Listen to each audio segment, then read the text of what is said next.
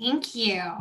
So I'm going to start with a kind of overview of the 2021 results and then look at how that compares to the 2020 results. So for those of you who don't know, this is a second edition of this research project. We originally put out a survey in 2020 and a report going with that about the initial impact and the projections and predictions for the impact as the pandemic continued.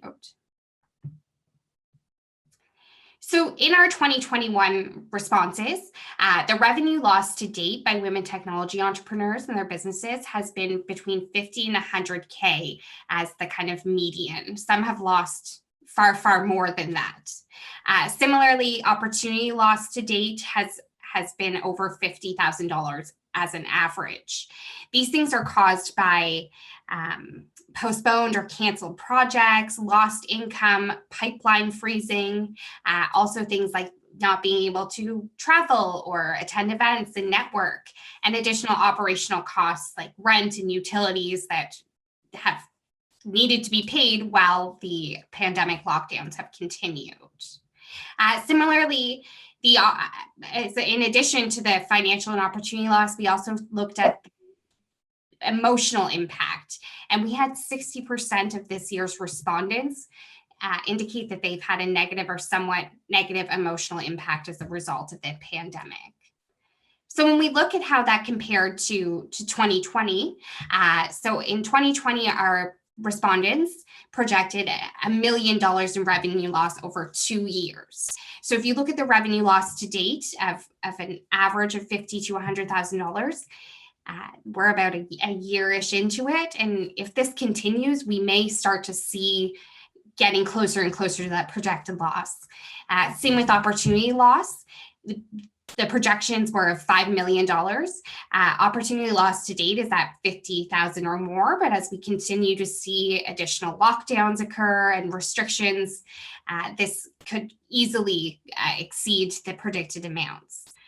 In addition to that, we also saw 25% of respondents have indicated they've had to downsize their companies in the last year or implement a work from home policy. So people are really having to shift how they're doing things and try and combat those costs that they're incurring. Similarly, we had 49% of 2020 respondents indicated negative or somewhat negative emotional impact. This is actually much higher among 2021 respondents. So 60% indicated that response this year.